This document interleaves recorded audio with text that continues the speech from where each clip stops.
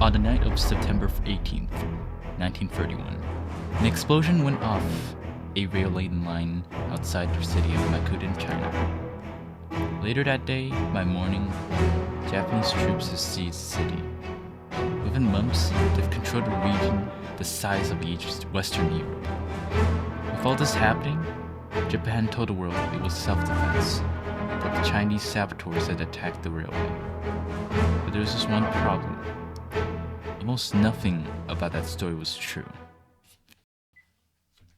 Manchuria was rich in coal, iron, and farmland, and Japan owned the South Manchuria Railway that ran through it. Now, according to the Japanese army, around 12:20 p.m., the Chinese soldiers planted a bomb on that railway. So, Japan, as the story goes, had no choice but to respond by attacking the Chinese garrison at Beiraing and occupying Makuden. But we also have this version of the story, where there weren't any Chinese saboteurs. In fact, the bomb was placed by Japanese officers, by Japan's own army. It was an excuse for an invasion they have already planned. Two entirely different stories, but they both disagree on exactly two things: who planted the bomb and whether the invasion was a defense or a conquest. Let's start off with the most famous image of the incident. But here's a thing about this photo. It was taken and distributed by the Japanese army itself. If you look closer into the picture, you can barely see any obvious damage being shown on the picture. And what's even more crazy, minutes later after a blast, a passenger train from Changchun rode over that exact spot and arrived at Makuden at 10:30 p.m. that night. 2 days after the incident, the American consul in Makuden cabled Washington that the Japanese response was too sudden and concerted to be a reaction to the explosion. Troops can't coordinate a citywide invasion in minutes unless the invasion was planned before the bomb went off. In 1932, the League of Nations sent an international commission to investigate on site. The Legion report rejected Japan's claim on self-defense, but Japan rejected all claims and simply walked out of the assembly, then later quitting the League of Nations. After World War II, the Tokyo Crimes Tribunal found that Colonel Senshiro Itagaki helped engineer the incident as a pretext for the invasion. The plot was designed by Itagaki and Lieutenant Colonel. Now let's think back a little.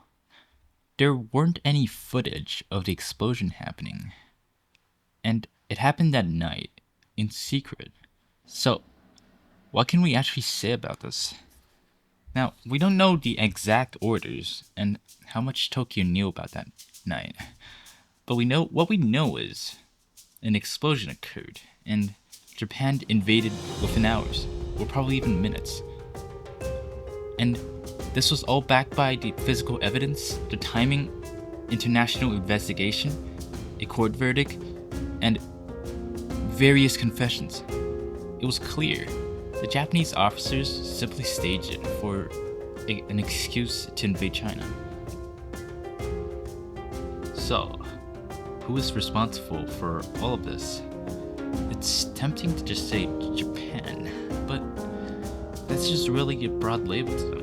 Like, looking back to all the officers that planned it and acted deliberately, and knowing that they were starting a war that was built on such a simple lie, I think they were the ones to carry most of the blame here.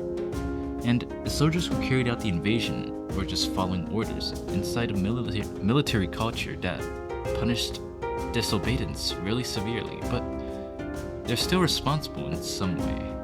And the government in Tokyo never authorized the plot, but still, when it succeeded, they accepted the conquest to happen, and choosing to profit from a crime that it's kind of its own guilt.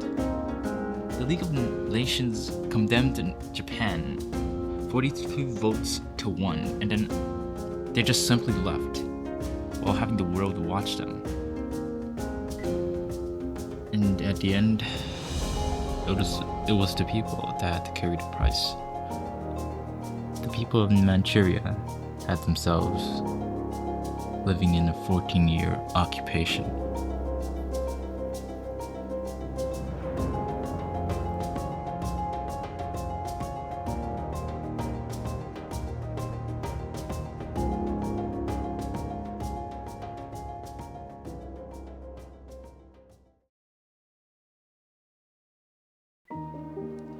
Today, a museum stands on the exact same spot where the bomb went off. Every September 18th, air raid sirens sound across the city of Shenyang. In China, the incident anchors a state of narrative of national humiliation. But in Japan, and even in the West, the event is barely remembered at all. And even with such sufficient standing evidence, there are still people denying the incident even happening. What's important about the Makuden incident is that the script never went away.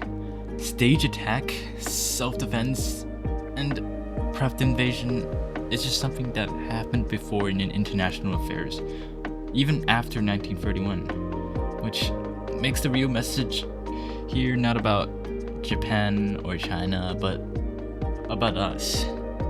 That when your government says we're being attacked, you should investigate not by just what they're saying, but you should also look through the evidence that they provided with us.